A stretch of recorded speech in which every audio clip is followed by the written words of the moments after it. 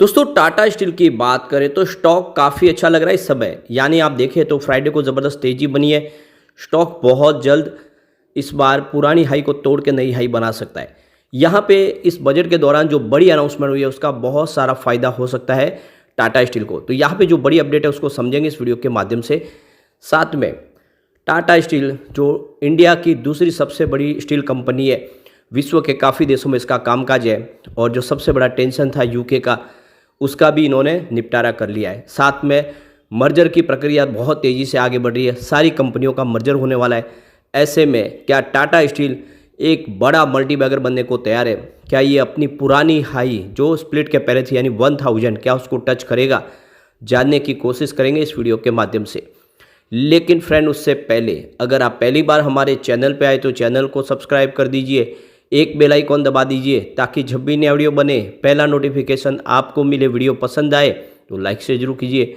चलो friends video start करते हैं। मैं हूँ आपका दोस्त SB दवे और हमारे अपने चैनल ऑनलाइन कमाई में आपका बहुत बहुत स्वागत है। सबसे पहले फ्राइडे के कारोबार की बात करें। स्टॉक की शुरुआत हुई 135 पर पॉजिटिव शुरुआत हुई। क्लोजिंग थी गुरुवार की 134 के आसपास।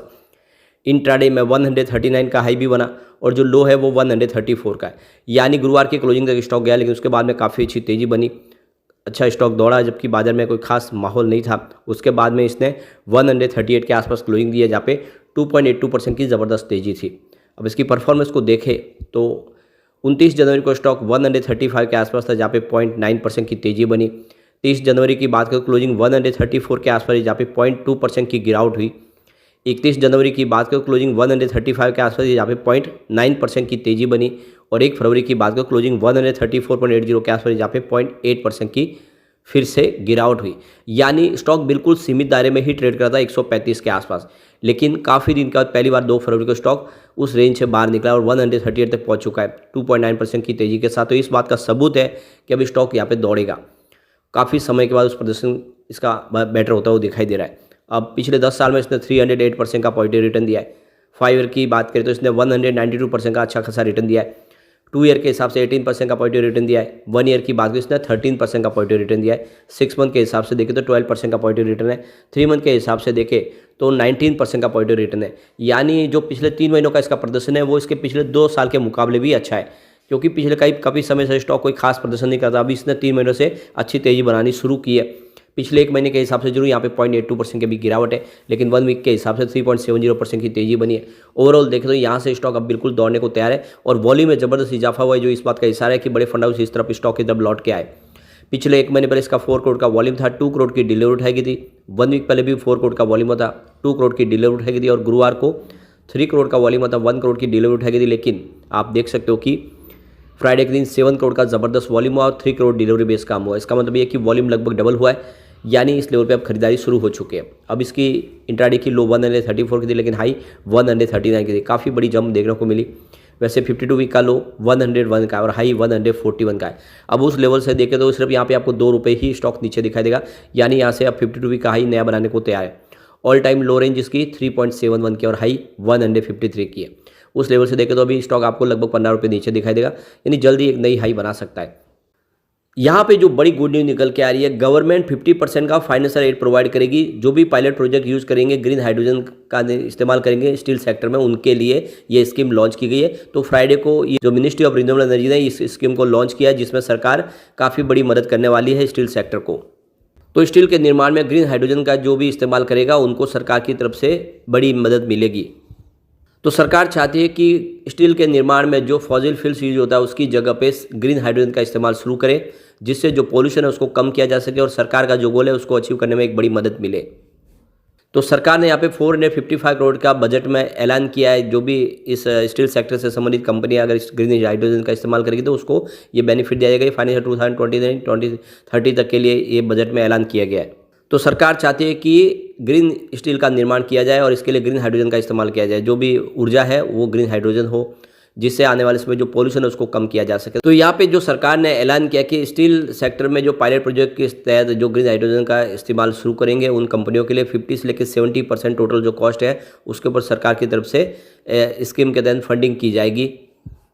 अगर प्रोजेक्ट की कॉस्ट बढ़ जाती है तो फिर सरकार इसके ऊपर और भी आगे इसमें फंडिंग कर सकती है। इसके ऊपर अभी फ़िलहाल एक तरह से एक अंदाज़ा लगा दिया गया है, लेकिन सरकार ग्रीन हाइड्रोजन मिशन के तहत बहुत सारा निवेश यहाँ पे करने को तैयार है और आप समझ ही सकते हो कि स्टील सेक्टर को इससे एक बड़ा बूस्ट मिल सकता है। और वैसे टाटा स्टील जो खुद ग्रीन स्टील का निर्माण शुरू करना चाहती है, यूके में ऑलरेडी उन्होंने सरकार से एक बड़ा वहाँ पे सहयोग मिल चुका है, जिससे वो उनका जो पोर्ट अल्बर्ट है वहाँ पे अब वो ग्रीन स्टील का निर्माण शुरू करेंगे, वहाँ पे नई मशीनरी सेट करेंगे। तो कुल मिला के देखिए बहुत बड़ी गुड न्यूज़ है टाटा स्टील के लिए, जिसका फायदा आने वाले समय देखने को मिलेगा। दूसरी एक बड़ी अपडेट और है, इस बार जो बजट में ऐलान किया गया कि बहुत सारे घर बनाए जाएंगे लोगों के लिए, गरीबों के लिए, प्रधानमंत्री आवास योजना के तहत, जिससे आप देखें तो टाटा स्टील के जो CEO और MD है टीवी नरेंद्र, उनका कहना है कि बहुत सारी अपॉर्चुनिटीज़ स्टील सेक्टर के लिए निकल के आ रही है, क्योंकि सरकार बहुत सारे नए घर बनाने जा रही है। ऐसे में घर के निर्माण में स्टील का योगदान सबसे ज़्यादा होता है और इसीलिए स्टील सेक्टर को इससे बहुत बड़ा बूस्ट मिलेगा।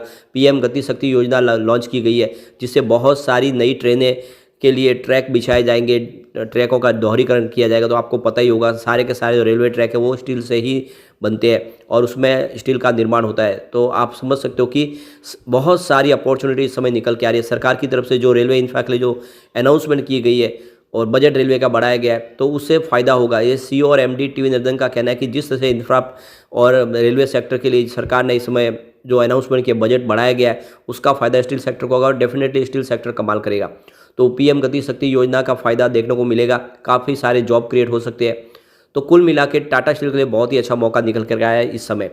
अब यहाँ पे देख सकते हो कि जो मार्केट एक्सपर्ट है वो इस समय स्टील सेक्टर में निवेश की सलाह दे रहे हैं। 3 शेयरों में खरीदारी की सलाह है कि ये स्टॉक आने वाले समय का अच्छा प्रदर्शन कर सकते हैं। तो आप देख सकते हो कि टाटा स्टील में खरीदारी की सलाह है।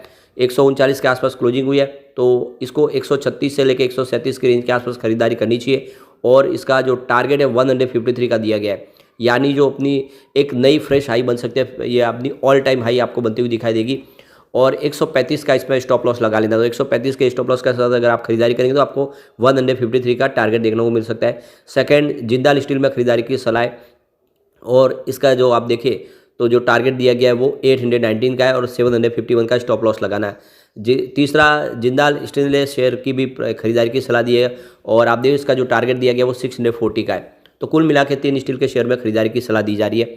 अब यहाँ पे टाटा स्टील की बात करें, यहाँ पे बहुत सारे निवेशक लगातार खरीदारी कर रहे हैं। यहाँ पे शेयर होल्डिंग पैटर्न देखें तो आपको समझ में आएगा कि यहाँ पे काफ़ी अच्छा निवेश जो है वो DI की तरफ से और म्यूचुअल फंड की तरफ से बढ़ा है। अब यहाँ पे शेयर होल्डिंग पैटर्न देखें तो प्रमोटर की होल्डिंग यहाँ पे इस बार कुछ मामूली सी ट्रिम हुई है, 33.70% के आसपास है, ये जो सितंबर में 33.90% के आसपास थी। यहाँ पे जो सबसे अच्छी बात इस बार हुई है कि उन्होंने अपने सारे गिरवी शेयर छुड़ा लिए। सितंबर में 1.55% के शेयर गिरवी थे, जो दिसंबर में बिल्कुल जीरो हो चुका है। नहीं, प्रमोटर ने अपने सारे गिरवी शेयरों को छुड़ा लिया। ये बहुत बड़ी कोशिश है और इससे लग रहा है कि अब आने वाले समय में मजबूती के साथ कंपनी आगे बढ़ेगी। FI की बात करें, इन्होंने अपनी थोड़ी सी प्रॉफिट बुकिंग की है। 20.31% की होल्डिंग थी सितंबर में, जो इस समय 20.01% के आसपास आई है, लेकिन फिर भी अभी बहुत अच्छी होल्डिंग FI की बनी हुई है स्टॉक के अंदर। DI की बात करें, उन्होंने अपनी होल्डिंग को बढ़ा दिया है। 22.10% की होल्डिंग थी, देख लो कि सितंबर में जो 22.97% के आसपास आ गई है। तो बड़े फंड हाउस ने जम के खरीदारी किया टाटा स्टील में। म्यूचुअल फंड की बात करें, उनकी भी होल्डिंग बढ़ी है। 9.44% की होल्डिंग थी सितंबर में, जो इस समय 9.83% हो चुकी है। तो DI और म्यूचुअल फंड जम के खरीदारी करे इस समय टाटा स्टील में। अब होल्डिंग किसी के कम हुई तो वो है जनरल पब्लिक की। 23.69% की होल्डिंग थी सितंबर में, जो इस समय 23.32% के आसपास आ गई है।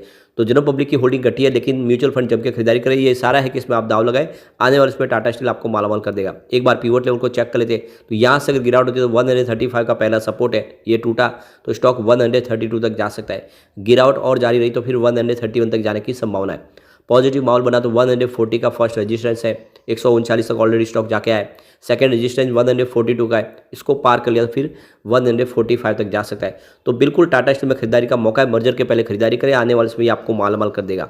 लेकिन फ्रेंड, कोई भी इन्वेस्टमेंट करने से पहले अपने फाइनेंशियल एडवाइजर से बढ़े ले या अपना खुद का रिसर्च करें, क्योंकि मैंने वीडियो आपके एजुकेशनल पर्पज़ के लिए ही बनाया। वीडियो पसंद आए तो लाइक शेयर जरूर कीजिए और चैनल को सब्सक्राइब कर दीजिए। Thank you friend.